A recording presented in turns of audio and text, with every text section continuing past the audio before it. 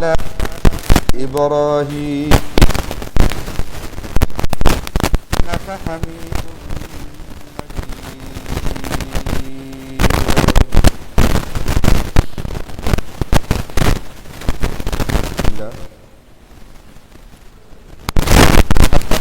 مجيد وفرض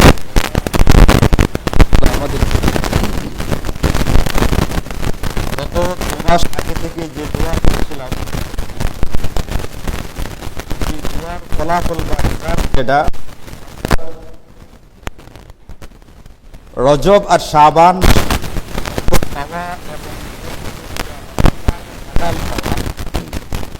সেই তৌফিক আল্লাহ পাক আমাদেরকে দিয়ে দিন। যদি 29 দিন পূর্ণ হওয়ার পরে রমজানের চাঁদ দেখা যায় তাহলে আগামীকালকে আমাদের রমজানের তারাবির নামাজ আদায় করতে হবে এবং আগামীকালকে সূর্যাস্তের সঙ্গে সঙ্গে ইনশাআল্লাহ বাংলা রমজান শুরু হবে। যে রমজান পাবার জন্য আমরা দোয়া করছি, আমাদের আকাবির আসলাফ যারা তারা দোয়া করছেন, এমনকি খুদ রাসূল আকরাম সাল্লাল্লাহু আলাইহি ওয়াসাল্লাম দোয়া আগে থেকে দোয়া করছেন আল্লাহ পাকের কাছে যেন নবীজি সেই রমজানের নাগাল যেন তিনি পেতে পারেন। এ সম্পর্কে আমরা আগে আলোচনা করেছি। নবীজি বলতেন আল্লাহুম্মা বারিক লানা ফি রজব ওয়া শাবান ওয়া বাল্লিগনা রমাদান। দোয়া তো আমরা 2 মাস আগেই শুনেছি, পড়েছি আল্লাহ পাকের মেহেরবানিতে। এখন যে মাহে রমজানকে পাওয়ার জন্য, যে মাহে রমজানের বরকত, যে মাহে রমজানের কল্যাণ খায়ের পাওয়ার জন্য খুদ রাসূল করিম সাল্লাল্লাহু আলাইহি ওয়াসাল্লাম 2 মাস আগে থেকে দোয়া করতেন এবং তার ইত্তিবা অনুসরণ করতে গিয়ে আমরাও 2 মাস আগে থেকে পড়ছি। আমাদের আকাবির আসতাব যারা তারাও পড়তেন, বুজুর্গানে দ্বীনও পড়েন। এই রমজান আমরা আল্লাহ পাকের মেহেরবানিতে আর মাত্র 24 বা 28 ঘন্টা এর মধ্যেই পেতে যাচ্ছি। আর রমজান পাওয়ার পরে আমাদের করণীয়টা কি?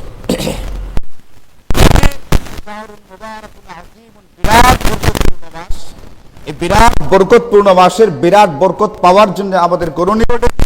এইগুলো কোরআন এবং সুন্নাহর ভিতরে বর্ণনা করা কাজ হচ্ছে সেইগুলো জানা, সেইগুলো পড়া, ওইগুলো সম্পর্কে অবগত হয়ে যার যার সাধ্য এবং সামর্থ্য অনুযায়ী আমল করতে থাকে। এর ভিতরে আমরা ইনশাআল্লাহ যেটা করব সেটা হচ্ছে 1 নম্বর কাজ যেটা করতে হবে, নবীজি সাল্লাল্লাহু আলাইহি ওয়াসাল্লামের নির্দেশ আহসু হিলাল শাবান লি রমাদান। তোমরা শাবান মাসের তারিখগুলো গুনতে থাকবে যাতে করে ঠিকঠাক মতো ঠিকঠাক সময়ে রমজান সম্পর্কে অবগত হতে পারো, রমজান পেতে পারো। আর আমি শাবান মাসের তারিখ খেয়াল করলাম না, ওদিকে রমজানের চাঁদ উঠে গেছে, আমার খবরই নেই। এই জন্য রমজানের তারিখ সম্পর্কে তোমরা অবগত থাকবে, জানার চেষ্টা করবে কোন দিন কত তারিখ। যেমন আজকে শাবান জানা আছে আমাদের, আজকে শাবান মাসের কত তারিখ?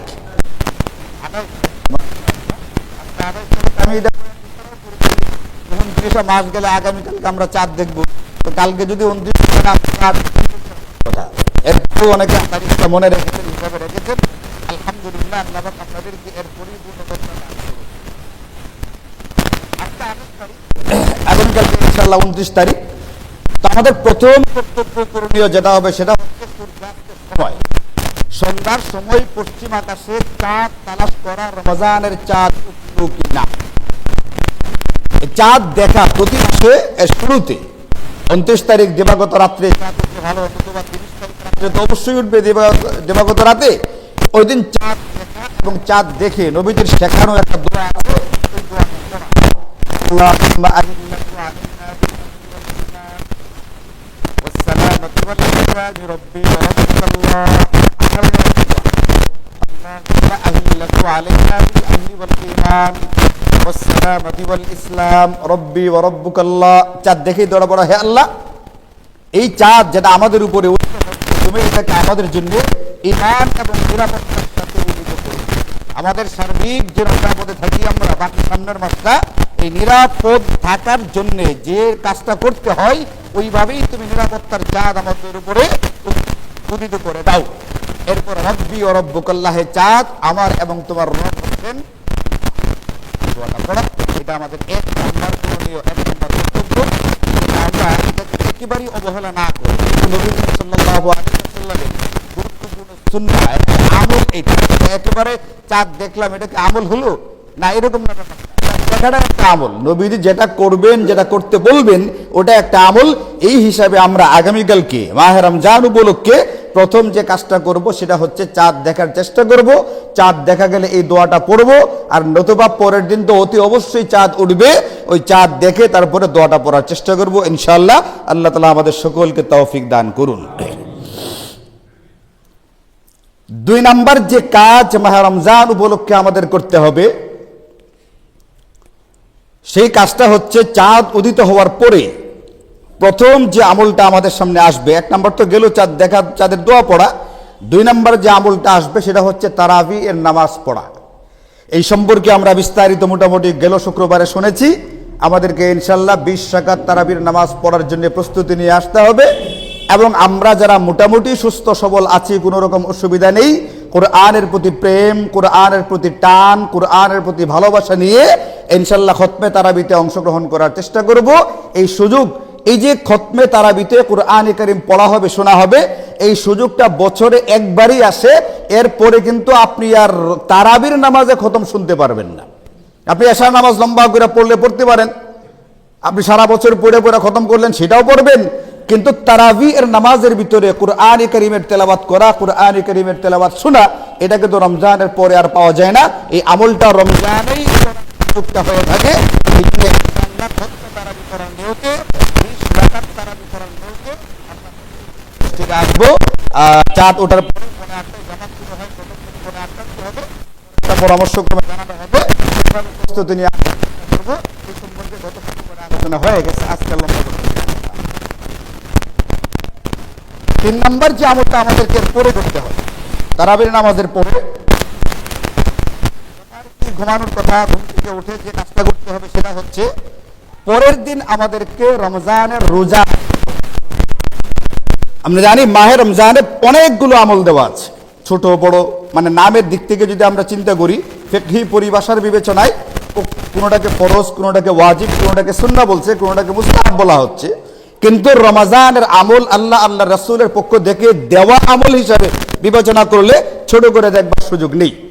এরপর যদি আমরা ফিকহি দৃষ্টিকোণ থেকে দেখি, তাহলে মাহে রমজানের প্রধান এবং প্রথম আমলটা হচ্ছে দিনের বেলায় রোজা রাখা। আল্লাহ পাক কুরআন কারীমে এই সম্পর্কে ডাক দিয়েছেন, ইয়া আইয়ুহাল্লাযীনা আমানু, হে ঈমানদারগণ। এই সম্পর্কে আগেও আমি আপনাদেরকে বলেছি, যেখানে আল্লাহ তাআলা হে ঈমানদারগণ বলে ডাক দিবেন, এই যে প্রিয় ডাকটা, এত সুন্দর একটা সম্বোধনটা যে করা হচ্ছে, সুন্দর করে একটা সম্বোধন। এটার পরে মুফাসসিরিনে কেরাম বলেন, আল্লাহ তাআলা এমন কিছু বলবেন যেটা পুরোপুরি পর্যন্ত এখন যে নিজেকে ঈমানদার বলে বিশ্বাস করে করণীয় হচ্ছে তার কান খাড়া করে ফেলা। আল্লাহ পাক ডাক দিয়েছেন, হে ঈমানদারগণ। এই যে ঈমানদার বলে ডাক দিয়েছেন, ঈমানদার হয়ে থাকলে তার কান খাড়া করবে। এরপরে আল্লাহ পাক কিছু করতে বলছেন নাকি নিষেধ করছেন, এটাকে মনোযোগ দিয়ে শুনবে। করণীয় হলে গুরুত্ব দিয়ে করবে, বর্জনীয় হলে গুরুত্ব দিয়ে বর্জন করবে। এটা হচ্ছে একজন ঈমানদারের কর্তব্য, করণীয়। কারণ ওই করণীয়টা করার মধ্য দিয়েই তার কল্যাণ নিহিত আছে, বর্জনীয়টা বর্জন করার মধ্যেই তার কল্যাণ নিহিত আছে। তো এই আয়াতে কারিমাতে আল্লাহ পাক আমাদেরকে করণীয় বলছেন। কি বলছেন? ইয়া আইয়ুহাল্লাযীনা আমানু, হে ঈমানদারগণ।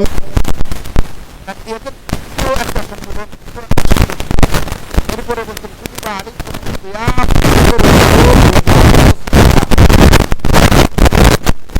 রোজা রাখা হবে। আমরা জানি 1 মাস, এই ভোর থেকে না খেয়ে পান না করে থাকতে হবে। এটা কারো কারো জন্য কষ্টের কারণ হতে পারে। এই জন্য আল্লাহ নিজেই বলছেন, কামা কুতিবা আলাল্লাযীনা মিন ক্বাবলিকুম, যেমনটা ফরজ করা হয়েছিল তোমাদের পূর্ববর্তী উম্মত। আমাদের আগে আর বহু উম্মত হয়ে গেছেন, হযরত আদম আলাইহিস সালাম থেকে শুরু করে হযরত ঈসা আলাইহিস সালাম পর্যন্ত অনেক নবী আর রাসূল অতীত হয়েছেন। তাদের উম্মাত ছিল, তাদের রোজা ফরজ করা হয়েছিল।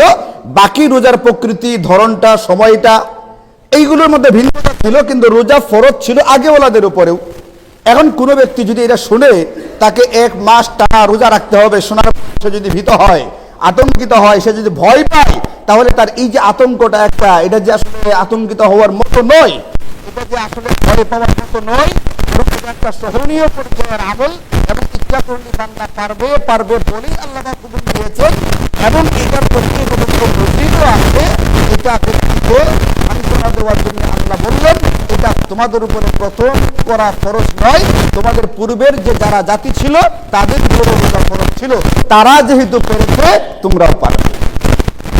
আমরা পারবো না ইনশাআল্লাহ, ইনশাআল্লাহ পারবো।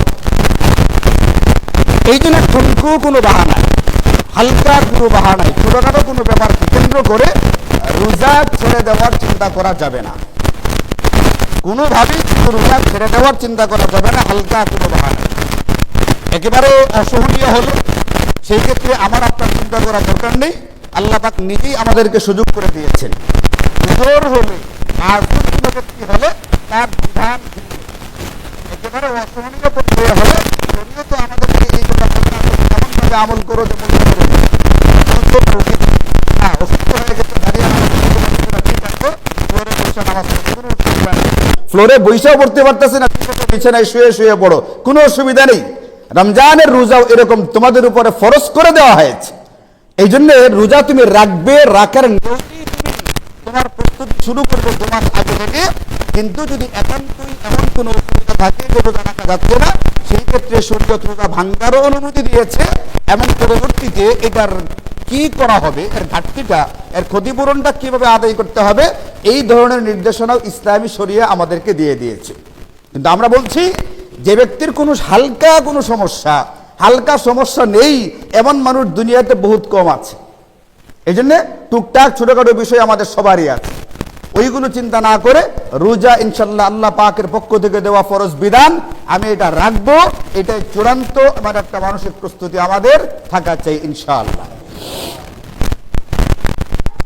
কেন রোজাটা রোজার মধ্যেই রাখতে হবে? কারণ নবীজি বলেছেন মান আফতারা ইয়াওমান মিন রমাদান, যে ব্যক্তির রমজানের একটা রোজা ভাঙবে, মিন গায়রি রুখসাতিন ওয়ালা মারাদিন, কোন রকমের ওজর বা অসুস্থতা ছাড়া, লাম ইয়াকুদিহি সাওমুদ দাহরি কুল্লিহি, পরবর্তীতে সারা জিন্দেগি রোজা রাখলেও রমজানের একদিনের রোজার বরকত আর সে কোনোদিন পাবে না। আপনি বলবেন যে হুজুর একটা রোজা ভাঙলে তো 60টা রোজা কাজা করলে কাফারা হয়ে যায়।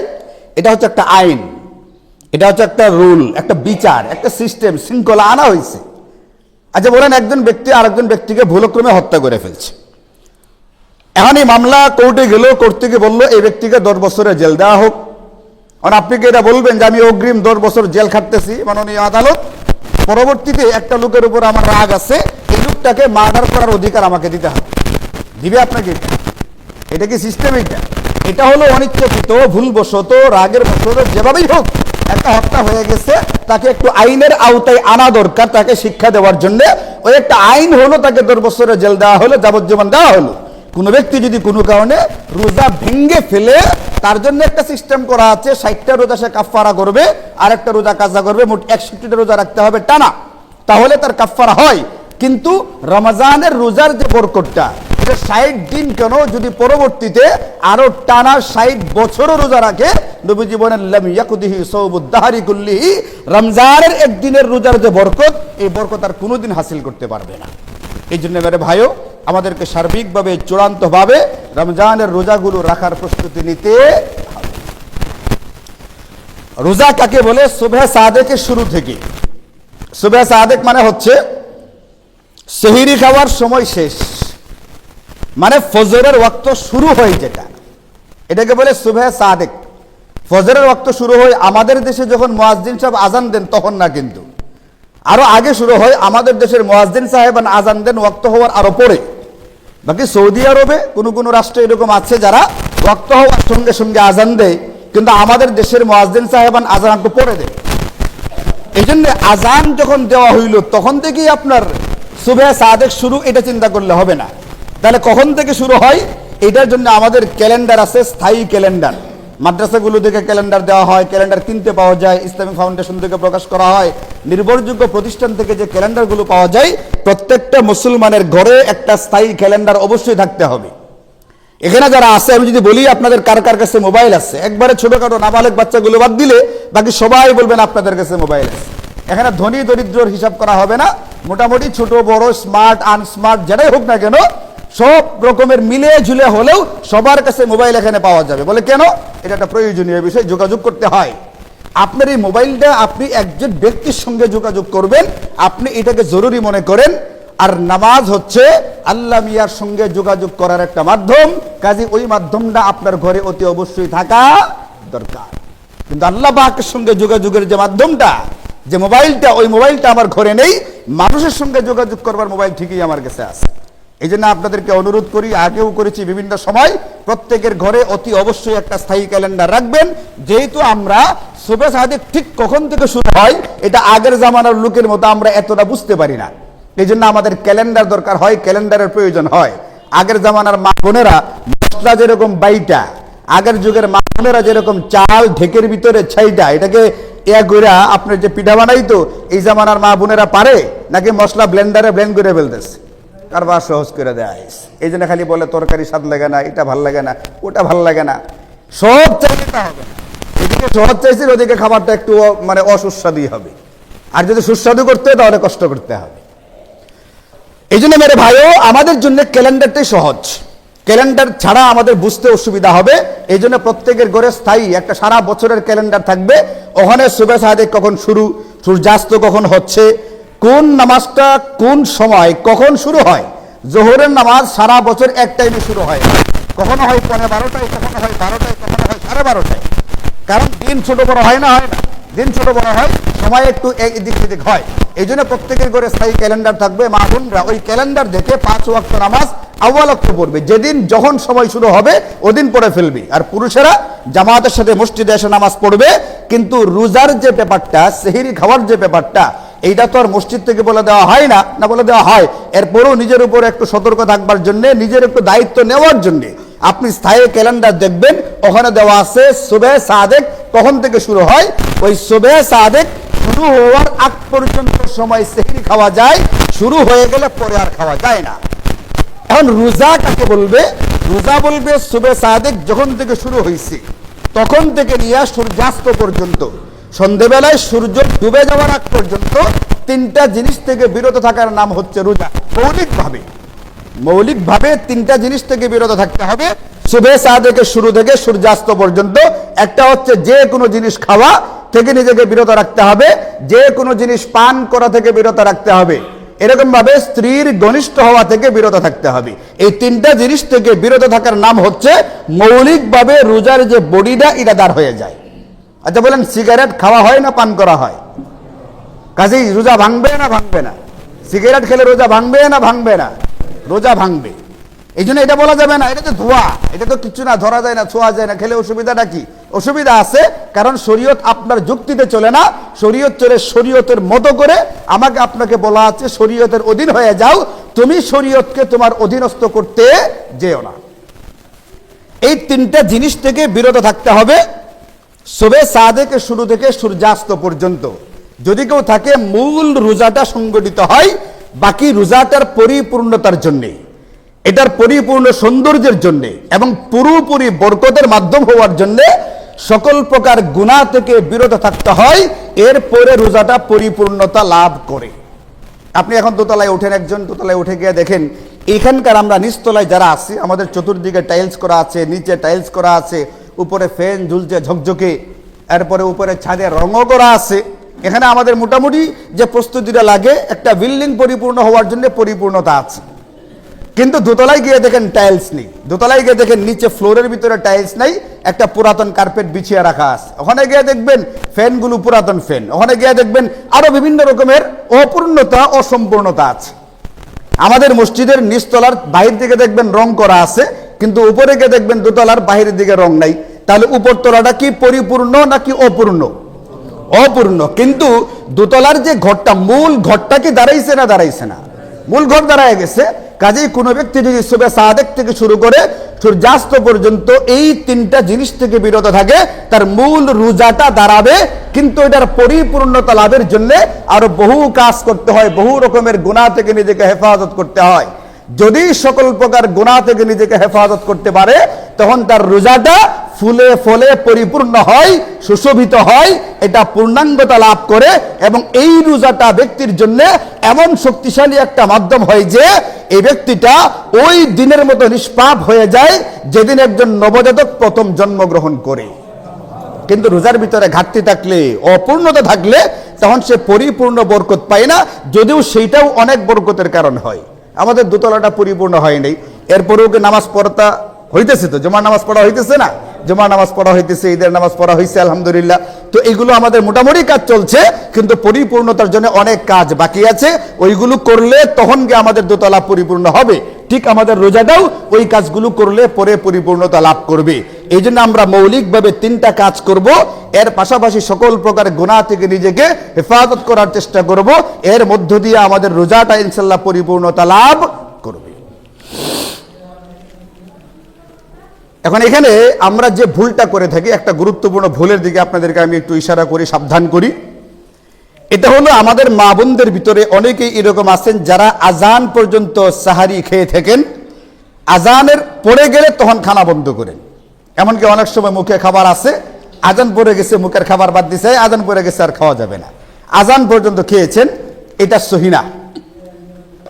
মনে রাখবেন, আমি আগেই বলছি, ক্যালেন্ডারে দেখবেন সুবহে সাদিক শুরুর সময়টা যেটা দেওয়া আছে, এখানে ঘটনা হয়েছে কি 6 মিনিটের এদিক সেদিক করা হয়েছে। সেহরি খাওয়ার শেষ সময় যেটা, এর থেকে 3 মিনিটকে আগায় আনা হয়েছে ক্যালেন্ডারে, 3 মিনিট আগায় আনা হয়েছে। ঠিক যখন আজান হওয়ার কথা, ওখান থেকে আজানকে আরো 3 মিনিট পিছানো হয়েছে সতর্কতার জন্য, কারণ ওয়াক্ত হওয়ার আগে আজান দিলে আজান হয় না। তো ওইদিকে আজানটাকে পিছানো হয়েছে 3 মিনিট, এদিকে সেহরি খাওয়ার শেষ সময়কে আগায় আনা হয়েছে 3 মিনিট, মাঝখানে 6 মিনিট। দুই দিকেই সতর্কতা অবলম্বন করবার জন্য। এখন যদি কোনো ব্যক্তি আজান পর্যন্ত খেতে থাকে, তাহলে এখানে সতর্কতার জন্য সর্বোচ্চ আমার কাছে 3 মিনিট সময় ছিল। 3 মিনিট খেলেও একটা কথা ছিল, কিন্তু এরপরে তো আরো 3 মিনিট আছে, যেটা আসলে মূলত ফজরের ওয়াক্ত। আজান তো কয় মিনিট পরে দেওয়া হচ্ছে? 3 মিনিট পরে দেওয়া হচ্ছে। আপনি 3 মিনিট পর্যন্ত খেলেন, আপনার রোজা কিভাবে হবে? এই জন্য খুবই সাবধান, সতর্ক হওয়া চাই। এবং আমাদের একটা ঠিক শেষ ওয়াক্ত পর্যন্ত খেতে হবে, এটাও একটা অসতর্কতা। এই জন্য ক্যালেন্ডার যেটা করা আছে সতর্কতামূলক 3 মিনিট আগ পর্যন্ত, এইটাই ঠিক আছে। এই জন্য আমরা ক্যালেন্ডার সংগ্রহ করব। বড় বড় মাদ্রাসাগুলো থেকে ক্যালেন্ডার দেওয়া হচ্ছে, বিভিন্ন মসজিদ থেকে, বিভিন্ন প্রতিষ্ঠান থেকে আমরা মাদ্রাসাগুলোর ক্যালেন্ডার সংগ্রহ করব, এইগুলো ঘরের ভিতরে রাখার চেষ্টা করব। ক্যালেন্ডারে যেদিন সেহরি খাওয়ার শেষ সময় আছে ওই পর্যন্ত খাবেন, এরপরে আর খাওয়ার চেষ্টা করবেন না। বাকি রমজানের মধ্যে আমাদের এতটুকু সুবিধা আছে যে আমাদের মুয়াজ্জিন সাহেবান সারা বছর অনুগ্রহ না করলেও রমজানে আমাদের উপরে এই অনুগ্রহটা করেন যে তারা ফজরের আজানটা ঠিকঠাক সময়ে দিয়ে থাকেন, এবং তারা এই কথা বলেও দেন যে সেহরি খাওয়ার সময় শেষ, সেহরি খাওয়া বন্ধ করেন, সেহরি খাওয়া বন্ধ করুন, সেহরি খাওয়ার সময় শেষ। এই এলান কি শোনেন নাই আপনারা কোনোদিন? হ্যাঁ, মুয়াজ্জিন সাহেবান রমজানে আমাদের উপরে এই দোয়াটা করতেছেন, এই জন্য তাদের প্রতি আমরা কৃতজ্ঞ। আল্লাহ তাআলা তাদেরকে উত্তম বদলা এবং বিনিময় দান করুন, তারা আমাদেরকে সহযোগিতা করার জন্য।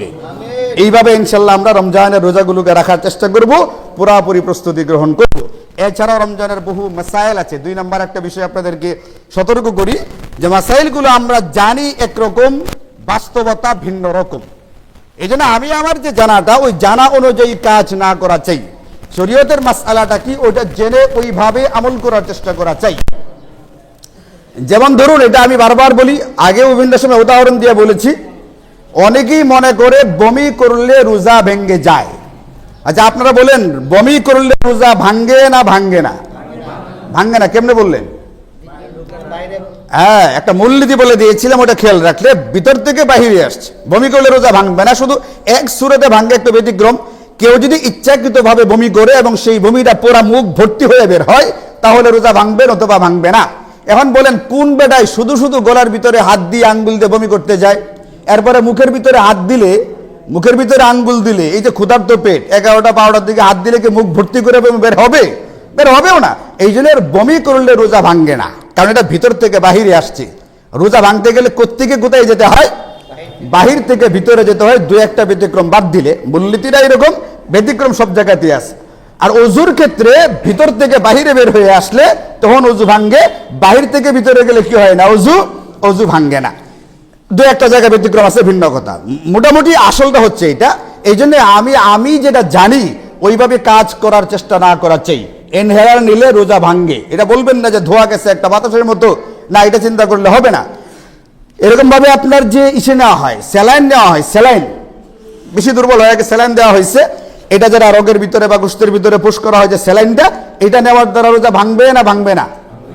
মূল্যতে অনুযায়ী ভাঙ্গার কথা না, যেহেতু ভাঙ্গার কথা, যেহেতু বাহির থেকে ভিতরে গেছে, কিন্তু এটার দ্বারা রোজা ভাঙ্গে না। এই যে দু একটা ব্যতিক্রম বলছি, এটার দ্বারা রোজা কি হবে না, ভাঙবে না, যদি কোনো প্রয়োজনে স্যালাইনটা গ্রহণ করে। কিন্তু শক্তি বৃদ্ধি পাওয়ার জন্য, ক্ষুধার কারণে দুর্বল হয়ে গেছি এই জন্য না, কোনো একটা অসুবিধার কারণে, জরুরতের কারণে যদি নেওয়া হয়, রোজা ভাঙ্গে না। এই জন্য কখন রোজা ভাঙ্গে নাই, আপনি স্যালাইন নেওয়ার কারণে রোজা ভেঙে গেছে মনে করে পরে পেট ভর্তি করে খেলেন, আপনি কিন্তু ইচ্ছাকৃতভাবে রোজাটা ভাঙলেন।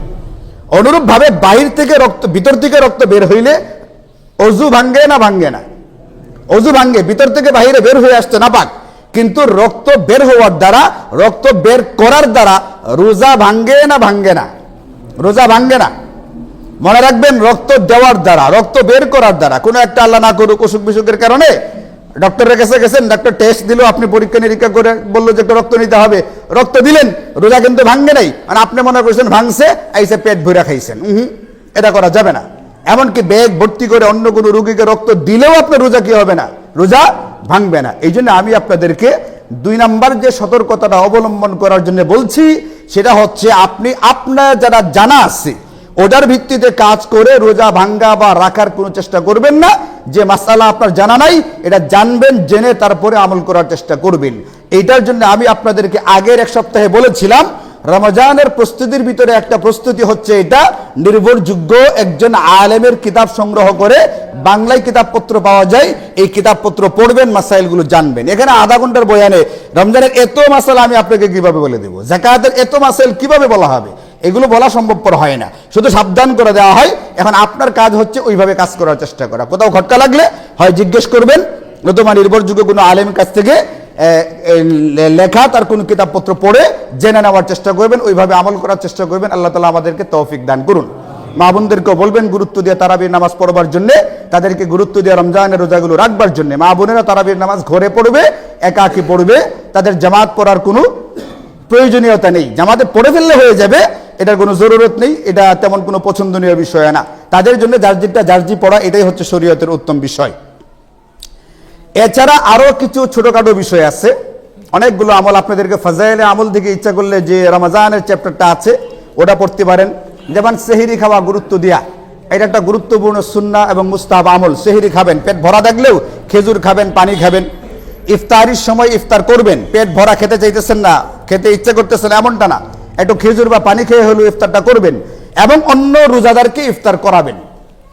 মান সাকাহুল্লাহু মান সাকা সাইমান, যে ব্যক্তি কোনো রোজাদারকে পানি পান করায়, ইফতার করাইছে মানে পেট ভরে ইফতার করা নেই, শুধুমাত্র 1 গ্লাস পানি পান করাইছে, 1 গ্লাস শরবত বা 1 গ্লাস একটা দুধ খাওয়াইছে, একটা হালকা কিছু খাওয়াইয়া রোজাটা ভাঙাইছে। নবীজি বলেন সাকাহুল্লাহু শারবাতান, হাসরের ময়দানে আল্লাহ পাক এই ব্যক্তিটাকে তার নবীর মাধ্যমে হাউজে কাউসার থেকে এমন শরবত পান করাবেন, লা হাত্তা, এই ব্যক্তিটার জান্নাতে যাওয়ার আগ পর্যন্ত, জান্নাতে যাওয়ার আগ পর্যন্ত এই ব্যক্তির আর কোনো পানির পিপাসাই হবে না।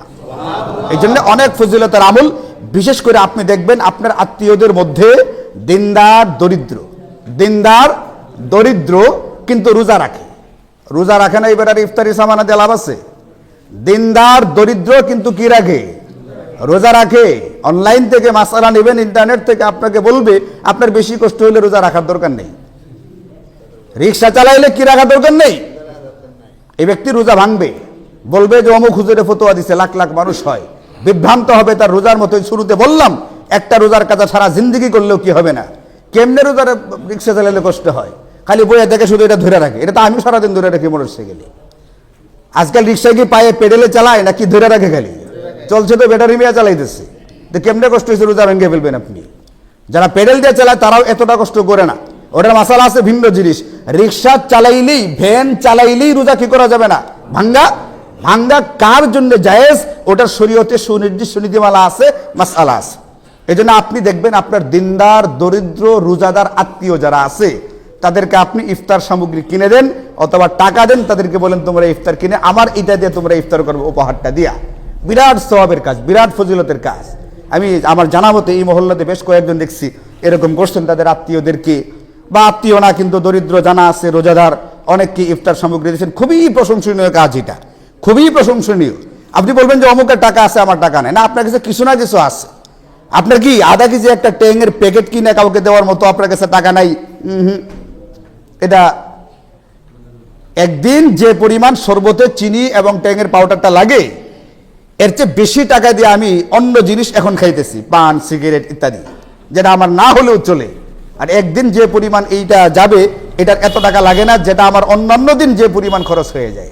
এই জন্য যার যার মতো সামর্থ্য অনুযায়ী, এটা খালি এটা চিন্তা করবেন না আমরা যারা ধনী আমরা খালি দিব, যে দরিদ্র সেও কিন্তু ইচ্ছা করলে এটা একটা আমল, অন্যকে ইফতার করানো এটা একটা আমল। দরিদ্র ব্যক্তিরও উচিত এই আমলটাকে লুফে নেওয়া, গ্রহণ করা। এই আমলটা সে এখনই করতে পারবে, পরে কিন্তু করতে পারবে না। এই জন্য আপনি আপনার দরিদ্র, দিনদার, নামাজি স্বজন যারা আছে এদেরকে ইফতার সামগ্রী কিনে দেন অথবা আপনি টাকা দিয়ে কেনার জন্য বলেন। এইভাবে রমজানের টুকটাক আমলগুলো জানেন, অনেক ফজিলতপূর্ণ, বরকতপূর্ণ আমল।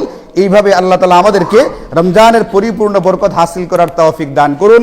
ওয়া আখিরু দাওয়ানা আনিল হামদুলিল্লাহি রাব্বিল আলামিন।